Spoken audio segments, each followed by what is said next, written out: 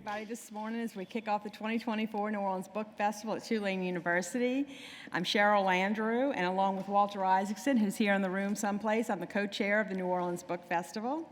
I'm so thrilled to welcome our guest today, Sheila Johnson, with her brand new book, Walk Through Fire, a memoir of love, loss, and triumph, with BET co-founder Sheila Johnson.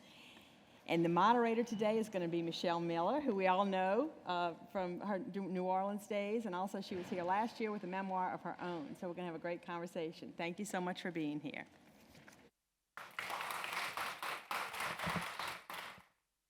Good morning, everyone. How y'all doing? So lovely to see so many turn out. How about we give it up for Sheila Johnson? Michelle Miller. Well, I love how you see your brand new book. It was out in September? September. I've been on book tour ever since and still on it. And you're killing it. Telling your story. I'm trying, yeah. Well, I know that how many of you have read the book? Okay, how many of you bought the book? Okay, who's buying the book? Everybody's hands got to go up. So yeah, we just encourage that. But I just want to say that, you are going to glean so much from this book, and it's all in the contents. I mean, listen to these table of contents chapter titles. I'll Catch You, Perpetual Motion, Fist Through the Wall, Music, Music, Music, Making a Bet, Ha Ha Ha, Making a BET, Family, Going Public, Gaslit. Ooh, that's a good one. Yeah. Prayer Path, Free, Becoming the Salamander, That Woman, 0 to 60s, and Stars to Diamonds. Each one of those is a double entendre. Where should we begin? Well, I think where we should start is, there's 3 acts in my life. Yes, there are. The first act, I was a violinist, a concert violinist, graduated from the University of Illinois School of Music in performance and education. Played briefly with Chicago Symphony, Civic Symphony, and then from there did a lot of teaching and then moved to the East Coast where I was teaching at Sidwell Friends, and we have in our audience one of my daughter's teachers from National Child Research Center, and that's where it kind of all started. And I was teaching for years, but also that first act brought lessons in racism, sexism, abandonment. I mean, all sorts of things. My father was one of 8 African-American neurosurgeons in the entire country. He was not allowed to practice in white hospitals. He could only practice on black patients. And because of that, we moved 13 times. So I never had a really sustainable childhood as far as a foundation of, people ask me, well, where are you from? And I'm like kind of all over. So I was like a military brat. But what I learned in that was the amount of racism that he experienced and us as a family experienced. And it was really tough. So, I mean, those lessons came very early in my life. And then suddenly, and I don't know whether it's the pressure of racism, but what you have to understand, in the African-American world, we were like on top of the social ladder. My father decided to leave us. I mean, just left us, which then plummeted us down this way, which really affected my mother. And the book does open where I'm coming home from mopping floors at JCPenney at 16 years old, and my mother having a total nervous breakdown in the kitchen, finding her on the floor. Your life has been these series of ups and downs, and yet through your insecurity, through your despair, through your inability to see a way forward, somehow you managed to be in the doing. And I think that a lot of women and men too operate in that, despite all of that noise of you can't, you won't. and you come through that in a way that help me understand. I don't know. Maybe when I came out of my mother, I was born with resiliency. And it was just a case that everything bad that happened made me stronger. And I had to really decide, do I fall apart or do I continue to move forward? At age 16, I knew that I had to grow up really fast. I had to take care of my mother and my brother. How was I going to do that? I hustled. I did all kinds of jobs. And the one thing, the lesson in this book, I grew up in a very low middle class, I don't even know it was middle class neighborhood, where I went to a very large high school, but the minority students were never included in the SAT preps. I didn't know anything about SATs, and I remember I really wanted to go to college. And I had a violin teacher, she was also my orchestra director, who kind of took me on. She saw that there was something there. A white violin woman. teacher. Yeah. And she was also a U of I graduate. And I said, what's an SAT test? She says, you're going to just go take it. You know, everyone else gets trained in taking these tests. I came out with the lowest scores. I think I broke the Guinness Book of Records. I didn't know what I was doing. I said, well, I guess there's no hope for me to go to college. She says, yes, there is. We're going to drive down to Champaign, Illinois. You're going to audition. And I did the audition of my life, and Paul Rowland let me in there, full scholarship. Wow. And that's how I got to go to college. So it's those people that do give you that break. And she is with me to this day. I even endowed a chair in her name at the university. So you don't forget those people that have brought you along. And that's what's really important. So that, you know, between that, and you will read in the book how my father not only left us, but he did things to me. He was awful. Yeah, I'm he so was pretty sorry. bad. The point at which you talk about how you were on the bed. Yeah, I was on a Describe that. bunk bed. Oh. And he said, Sheila, it's time to come down for dinner. And I said, okay, I got to get off the bunk bed. He says, why don't you just jump? I'm going to catch you. And I jumped, and he didn't. And I hit the floor so hard, and I will never forget that hurt. And he says, this is a lesson to you. Don't trust anyone. I said, but you're my dad. And he left shortly after that. That was the buildup. And you still to this day, well, you never had a relationship with him. I after never that saw him point. again once he left. Yeah. Oh, no, one time when his brother By had accident. stomach cancer, and I went to the hospital, and he walked in the room. He goes, what are you doing here? And it was just Cruel. awful. And I want to talk about that cruelty because despite your amazing ability and your tenacity, you were so insecure, and probably because the first man that you fell in love with was the man who was your dad, right? Right. And then you make a I really made poor all choice the in a wrong husband. choices. So what it is, you know, as parents, we have to build a foundation for our kids. Yeah. I mean, a good one. Yeah. We have to lead by example.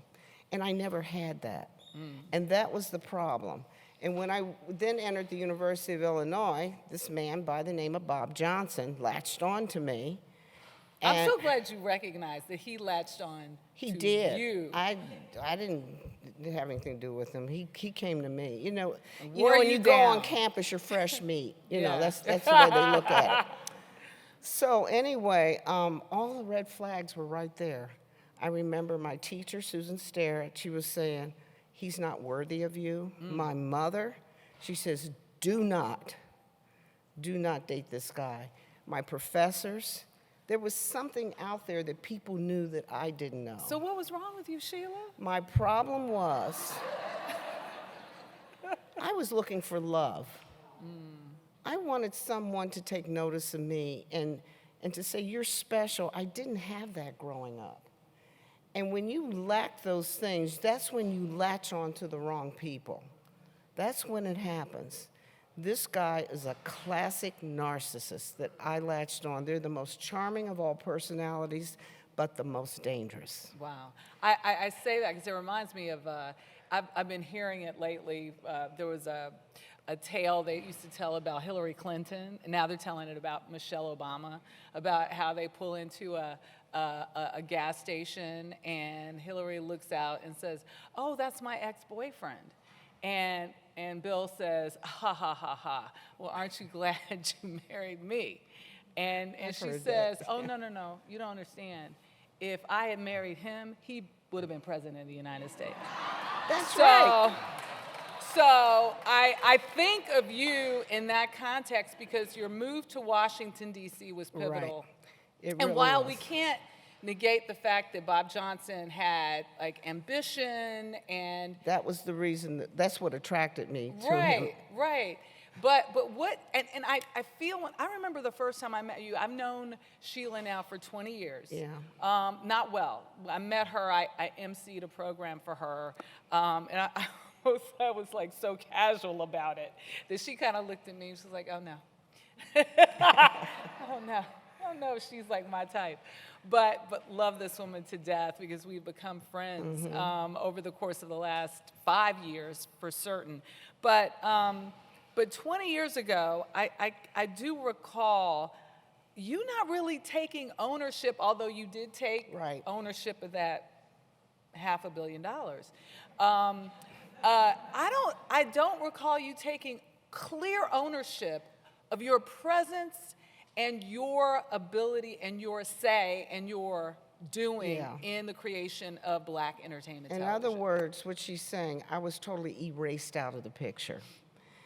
I was working so hard behind the scenes, and as you'll read in the book, even to get our first office space, I had to sell my violin. Her prized violin. I was the one, and I couldn't tell my mother because she had remortgaged the house to buy the violin. To buy the violin for me so that I could get to the university.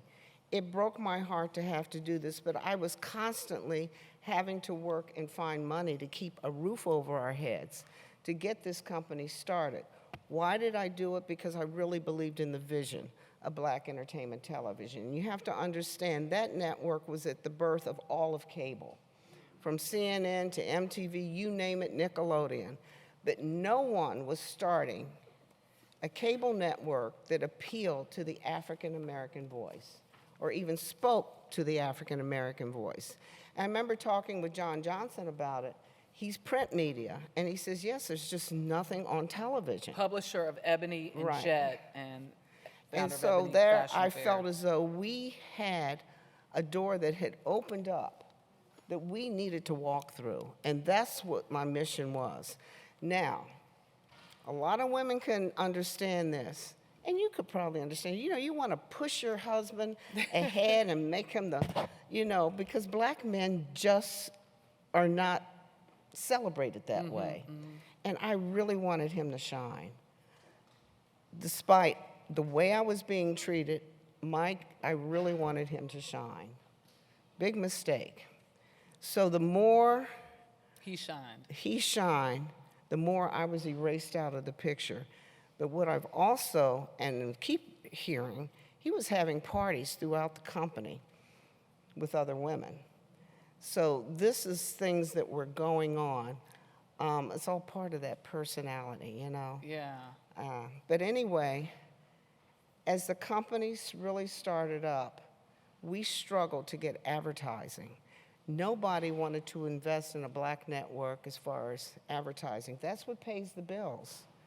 And that's why BET was only on the air for 2 hours a week. We just couldn't afford to keep going. And so what happened? The video market opened up. MTV would not play Black videos. So that door opened up for us. We were able to bring Michael Jackson, all the top recording Thriller, artists. all the things. Everything all came into the things. BET, and that's when advertisers sat up and they said, we see that there's eyeballs on the screen now. But they also impacted the eyeballs in a different direction because you were insistent on substance in your content. Exactly. And also the news development that was in place Right. And that I really wanted BET to be like CNN. I wanted our voices heard. I wanted to talk about what was going on in our communities. What John Johnson was printing in Ebony, I wanted to go even deeper. I wanted those talk shows there that were really going to be pivotal and make a difference. And we just couldn't keep them on the air because we didn't have the market. The thing that we did that was wrong, and I'll talk about my third act, that I've learned from this, whenever you're starting a company, you have to do a feasibility study. Who's going to be your market? We didn't know who our market was. We just assumed it would be every black person wanted to watch BET. Well, that was not the case. When we opened up, we started with the worst program. I don't know if you remember Petey Green, who had just gotten out of prison. No, I don't know why we put him on the air. You were too young. I don't know why we put him on the air, but he was doing a show, How to Eat Pork Chops and Chitlins. What? No, I am not kidding you. Who thought of that? It wasn't me.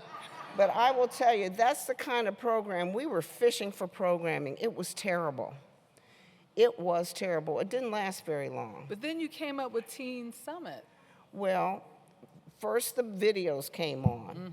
For about the first 8 to 9 months, they were the best videos because it was storytelling through music. I just loved it. It was good. And then the darker side seeped in. And what I was seeing were young girls gyrating, doing whatever to be on in these videos. I got so angry about it. This is where we really started locking heads because that was not my value system. I didn't want it to be BET's value system. I wanted to be a way that even our young African American children would have pride in watching this network. I didn't want them going out on the street saying, well, this is what I see on BET, and we're going to act like that. So what I did is I started a show called Teen Summit. It was about smart TV watching. And this was really important. I was able to put together a teen posse of 25 students that were recommended to me through the churches, the school system, the community. They were the young people that I worked with on a Friday after school. And we shot live, 12 o'clock every Saturday. That show became so famous and so important because these were students that could really talk about issues that they were uncomfortable talking to their parents about. They talked about checkerboard dating. They talked about Wait, what's checkerboard dating? black-white dating. Oh, checkerboard dating. That's what they called it, you know. But there was also, I had Salt and Pepper on there about getting pregnant as a teenager, and they were, and I remember Salt and Pepper saying, look, we could afford to do it, but I'm not recommending that you do this. So, and during the Clinton administration, we had an epidemic of teen pregnancy in this country. I mean, it was out of control. And I remember Bill Clinton coming to me, he says, you have this great show. I need you to take this subject matter and get it on the show. And so I started working with Brookings Institute. And we were running numbers, and Sarah Brown and I, we worked this, and we were able to really get the subject matter. It was really planned out onto the screen. And it made a huge difference, and we then went on the road. I remember going to Houston, which had the largest teen pregnancy population. And I remember walking out on the stage, and these kids were standing up, and girls were crying. They were saying, thank you for talking to us about this. This was the whole thing about Teen Summit, and I wish we could get a show like that on. Again, why don't you pitch that to CBS? Why don't I pitch that to CBS? Yeah. So that there is still a BET. I know, but they won't do that. They do America in Black. How many of you watch America in Black once a week on, now, oh Lord, I don't even know when it airs, Wednesday nights. But whatever.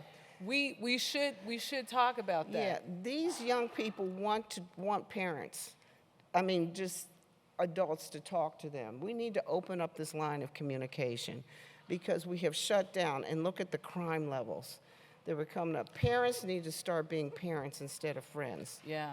I think Teen Summit across the board, like talking to all teenagers, Yes. is a real. I used to do a segment on WWL TV here called Generation Next, Because kids, teens, they're doing amazing things. And we don't hear about it. We never hear about it. Never hear about it. I'm going to skip Bob Johnson because if y'all want to know all the Just read the book. salaciousness, it's all in there. You can talk to a lot of people, too. Yeah. Well, I don't even, because there's so much of your life, and we're going to skip to the third act, because, you know, you weather the storm, you divorce your husband, and you hit rock bottom. Right. You rock bottom with half a billion ain't bad. Well, but you know what? I was suffering from severe depression. After what I went through with BET and the emotional abuse that I went through, when you are living with a man for 30 years who is constantly telling you you're too skinny, you're too fat, you're too ugly, you're too dumb, you're too this, and he's fooling around with other women and comparing you to the women he's having affairs with, I felt like a piece of lint at the end. I honestly, Michelle, I didn't think I could go on. There were times. I remember meeting you, and you were living in, you had a stone face. There was no emotion. None. On your face. And it was like you were in the process of reemerging. And Yeah. the salamander was in the process of emerging from the depths of that despair. Right. I just don't want to miss out on I know. everything that you've been able to accomplish. I will hit on family for a second before we hit the third act, because that's your act 2.5. Right. Because you could not have children, Right. physically, but you said you I were don't think that was my determined. fault, though. Yeah. Okay, then don't claim it. You and your I was husband could not. perfectly healthy. Right. So but you had children. You had two beautiful children. I adopted two wonderful beautiful children, yes. And But I did have one child. So what had happened, I adopted my daughter, and I was told, and now I know why, I couldn't have one, but I did. One got loose, and I did get pregnant. And I carried that baby full term, and I was at National Child Research Center. She's sitting right over there, and I went into labor. I rushed to the hospital, and as they were doing the sonogram and everything, they said something's wrong. And the baby's intestines had gone through the diaphragm. I really believe this could have been checked out earlier. I have to ask Sharon Malone about that. They missed it. They do miss a lot. They when miss it comes a lot. to women in particular. I mean, women in Yeah. general, but black women in particular. So anyway, I couldn't find the ex. They finally found him. He was going to an airport. And when he got there, I overheard them saying, she's going to die or the baby's going to die. And they said, maybe we can save the baby. So I said, just save the baby. At this point, I was so depressed. But anyway, the baby lived for 1 hour after it was born. I've never heard you talk about that. Sheila. Yeah, it was devastating. And I remember Walter Fauntleroy coming to the hospital, and I said, why do bad things keep happening to me? Why do bad? And I remember him giving me a book that said, bad things happen to good people, and told me to read it. But it was absolutely devastating. Absolutely devastating. But anyway, It's from devastating for every woman. Yeah. No matter. Yeah. So I did adopt a little boy. Not shortly after that, I had to go through some more therapy to know that I could, raise another child, not knowing I was depressed. But my daughter told me about 6 months ago, after she read the book, she says, Mom, you've been depressed my entire life. So we have to understand, as parents, what we lay on our kids. And we have to start dealing with what is happening in the family structure to make sure that we are raising healthier children. And I see so many parents nowadays with all the problems that are going on internally in their families, and they're ignoring this. Don't think that they're not absorbing, and picking up on everything that is going on in the family, because what will happen, it will perpetuate itself again. And that's how I got into the situation I got into. However, so she gets the divorce. The best part of the divorce, you'll read about that, is the fact that she found her husband, her second husband. well, you know, and that really started a little earlier. When I was teaching at Sidwell, I was only making $7,200 a year, and we just couldn't we couldn't exist on so little money. So there was it's the West End Circle Theater, and they were holding auditions because one of the ladies was called back to Hollywood. This was the Negro Ensemble Company. And I went down and auditioned for the part. Got the part, made 3 times the amount of money than I got at Sidwell. But there was a young man that was also in the play that was local, because union rules, they have to hire some of the locals. Mm-hmm. So me and him were the 2 locals with all the New Yorkers that were in the play. And we went 98 performances, sold out. It was wonderful. And I played the part of a prostitute. It was a fun part. I didn't have to do anything. But I had a role where I had to get a recipe from this man who was making bootleg whiskey. Uh-huh. And I had to dance with him across the stage and, you know, play with him a little bit. They're like, what does that have to do with the divorce some 30 years later? You'll see, because when I went to get the divorce and I walked into the courtroom, there was a man sitting up there. The judge. I didn't know he was going to become a judge. And he was overseeing my divorce. And I said to my lawyer, I said, I think I know this guy. And he goes, do not say a word. He says, we are going to get through this, and then you can talk to him. So after he said, you know, divorce is completed, he said, now you can go speak to him. And I went up to him and I said, Your Honor, by any chance, do you remember me? I said, no. I said, may I approach the bench? And he said, yes. I said, by any chance, do you remember me? And he says, oh, yes, I do. Ooh. So 3 weeks later, I took the bull by the horns, and I invited him to the Washington International Horse Show, because my daughter is a professional horseback rider. And I love this part. He was actually going to bring a date. Yes. And his mama, if you read my book, my mother-in-law helped me out, nab my husband. His mother did the same. Yeah. She threw him a solid. She said, don't you bring no woman she to says, that. you've always liked this woman. She says, do not bring anybody with you.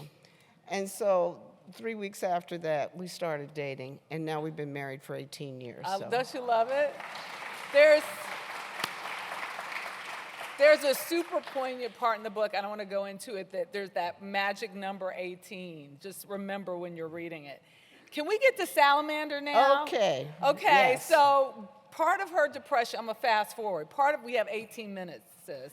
I know, I see the countdown. Yes, and there's Q&A. Okay. Oh. So, yes, we have 4 minutes. Okay.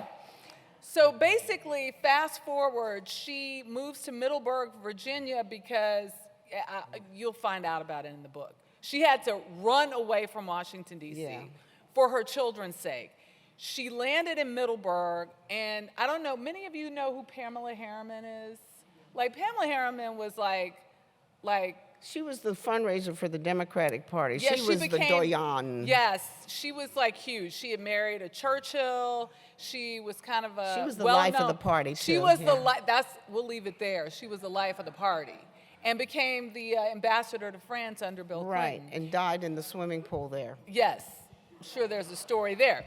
But all of that to say, she had a fabulous estate. You bought it. Yes. And a couple of things happened. You first of all, when did this idea of a resort enter your mind? Okay, because I know we're running out of time. Anyway, I bought this farm just outside of Middleburg in the Plains, and it was owned by a man, Bill Illisacker, who sold it to me, but I adopted the name from the guy, Bruce Sunland, who had the farm before that. I got out there and I just fell in love with the countryside. It was my respite. But I will tell you something. Every time I came into that town, there was a gun shop on the right-hand side called the Powderhorn that had a Confederate flag. And I decided to buy the building. And I called my lawyer, and he says, why do you want to do that? I said, because I can. And there it is, because she can. yeah, so I turned it into a wonderful market. And it was just a symbol of just hate that I just did not want to happen. And it was important that I do that. Then I built a performing arts center. It was just my way of getting myself re-indoctrinated into life. You were rebuilding. I was rebuilding my life. Then a broker came to me and said, Pamela Harriman's property is up for sale. It's 340 acres. I went up on the property and looked down on the town. I said, I now know what I'm going to do. I'm going to build a resort here because it will become the economic engine of this historic town.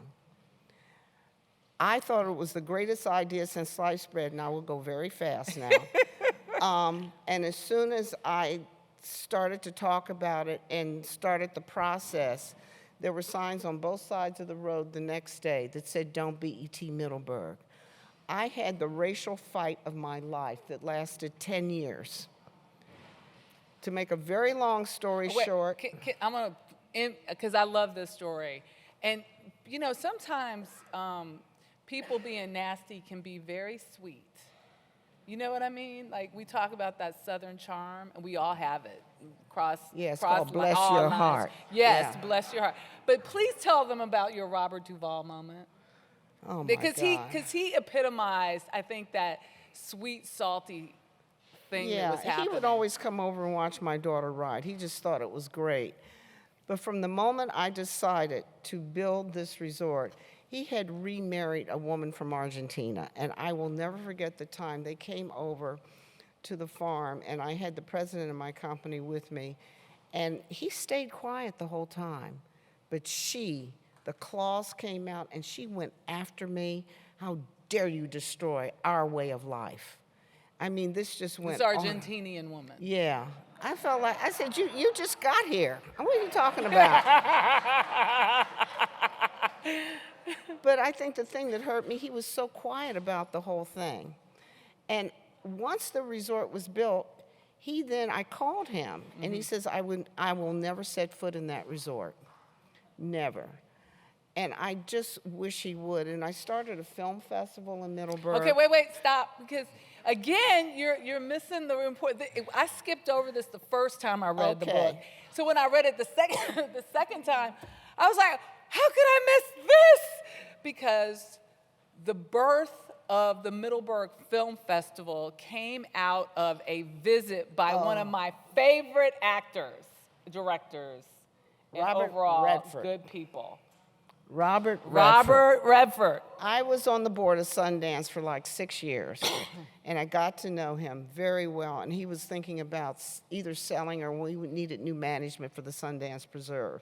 So he flew all the way out, and I gave him a tour of everything. I brought him up on the property before I put the shovel in the ground. He looked down, he says, you need to put a film festival in this town. So it stayed in my mind for 10 years of fighting this. By the way, I won by 1 vote. That is what I went through. The hatred that I had, the visceral hatred that I sat through from all the hearings, it just about wiped me out. But that film festival is now in its 12th year, starting its 12th year. And the Washington Post dubbed it the con of... It was the can that kicked the con down the road. I love it. So here you are.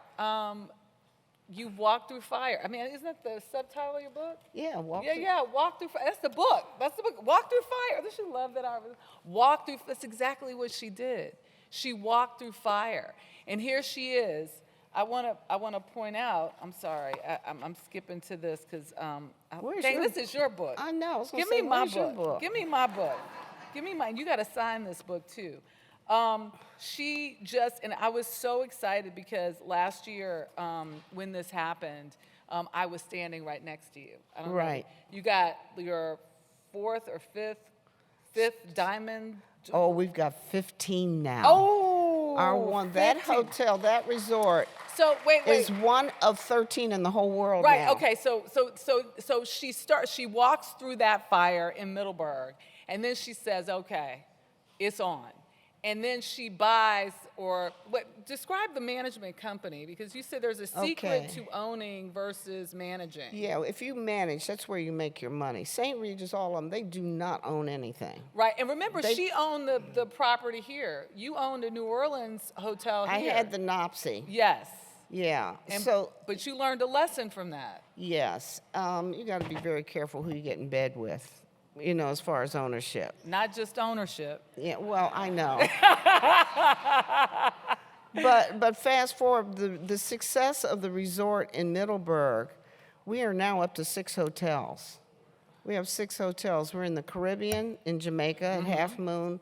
We're in Innisbrook. We're part of the PGA Tour that starts up this coming Wednesday. We have Charleston, the Hotel Bennett. I bought the Mandarin in Washington, D.C. Yes. I own 3.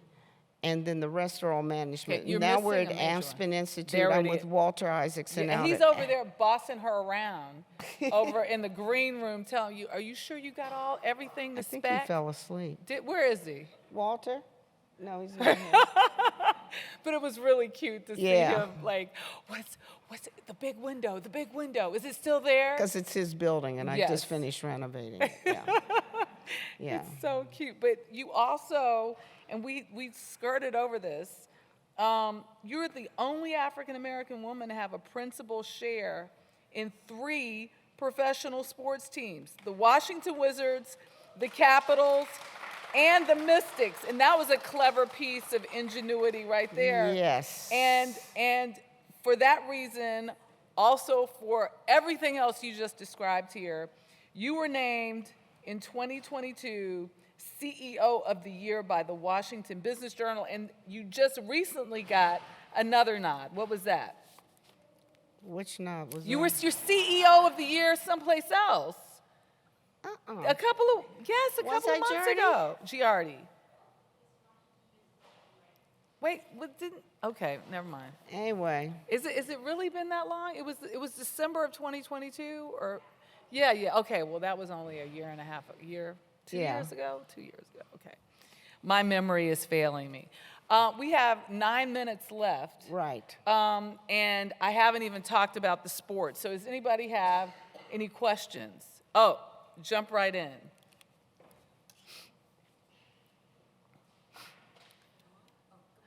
Good morning. Good morning. My mom and I were on a road trip about, okay, now we can hear. My mom and I were on a road trip about 2 weeks ago, happenstance in Philadelphia, and she said, we have to go to Middleburg, Virginia.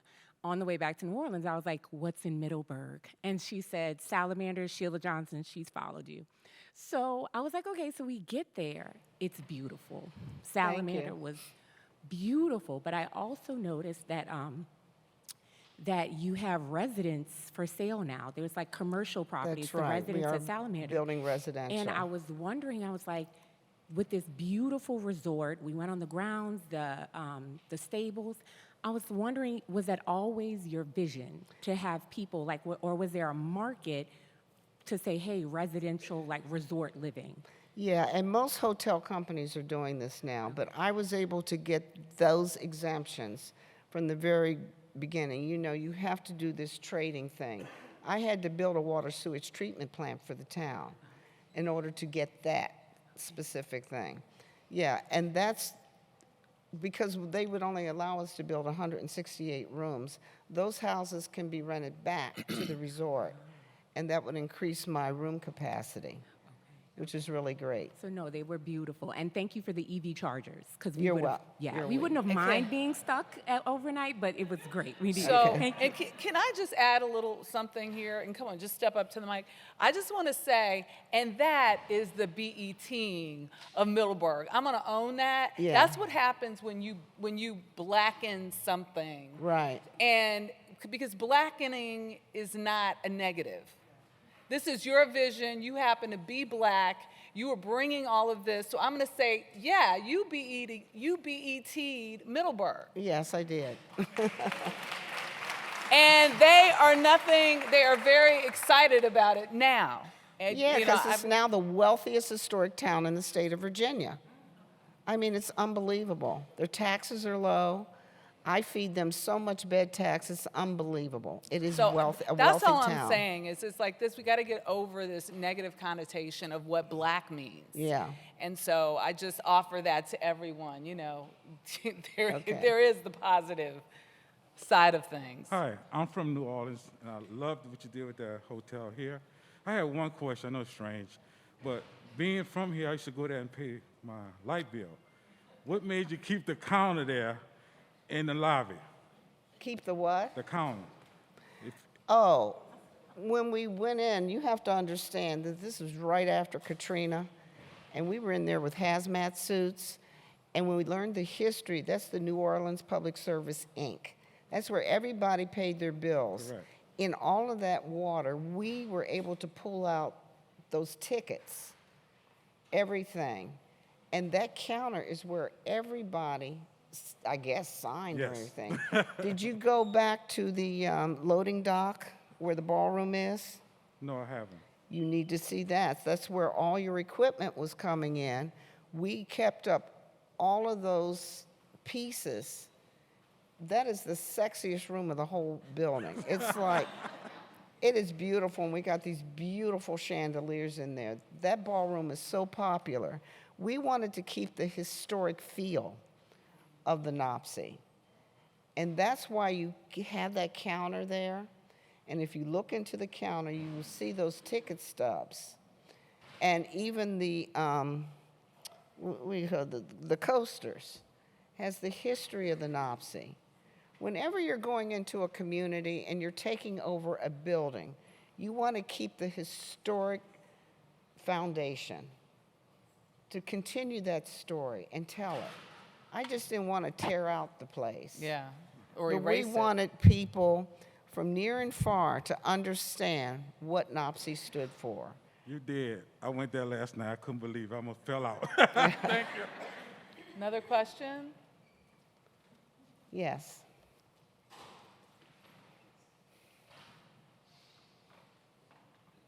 And could you please just come up, if you have a question, just come up Yeah, to the mic. So just we line aren't- up.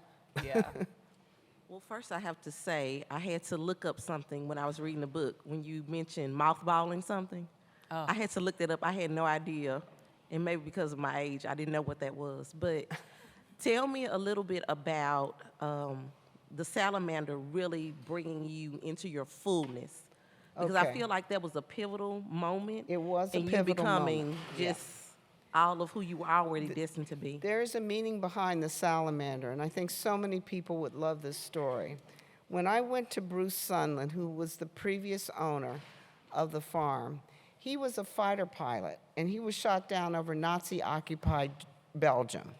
His entire unit was captured and put into a POW camp. He was able to escape and go across Europe and landed in Allied territory of France. The salamanders are all around the moat of King Louis XIV. The salamanders revered there. And so when the U.S. came to Bruce Sunland, they said, we've got to go back and we've got to rescue your unit out of this POW camp. We are going to give you the code name Salamander. I got chills. And I said, well, what does that mean? And he asked them what it meant. They said, mythically, it's the only animal that can walk through fire and still come out alive. And at that time, that's when I had just gotten out of the fire. Yeah. And I embraced that. It hit me hard. It's amazing. But it also stands for perseverance, courage, and fortitude. And my employees to this day, they live every day with those three words. They also, and I call it HARP, I base my company on honesty, authenticity, respect, and passion. And that's how, these are the words that really set up the value system of the salamander. So it is a true story, and the show Hogan's Heroes is about Bruce Sunland. And that's why I kept the name Salamander. I love that. And there's one other trait of your employees and yourself, and it stems from one of my favorite movies, Cinderella, the new version, where she says her mother told her, have courage And to get be- your power back. Okay, that too. Yeah. But be kind. Yes, and be kind. Be kind. Yes. So important. You have an Illinois shirt on. All right. Okay. And let them know you were the first black cheerleader there. I right? sure was. Yeah. How could we forget that? Breaking all kinds of barriers They call me down. Jelly Hips. Jelly hips. Yeah, I don't know why they call me Jelly Hips, but they did. Those were the sign of the times. Yeah. But we met when I was on the board at Illinois back in Phoenix, Arizona. Oh, okay. So All right. thought I'd give you your kudos because most people don't know. Okay, it's good to see you. And with 36 seconds left, is there anything else you'd like to impart? Yeah, when you read this book, both men and women, I want you to understand, don't be afraid of adversity. Don't be afraid of fear, and don't be afraid of vulnerability. That's what's going to move you forward and it's going to make you stronger, because that is what I experienced in my whole life. I wouldn't be up on the stage with Michelle Miller if I hadn't learned to have the resilience to fight through the dark times and to enjoy the good times. Wounds build wisdom. Ooh, that's a And good that's one, one. girl. Okay. Wounds, let's say it. Wounds build wisdom. Yeah. Sheila Johnson, thank Thank you you. so much.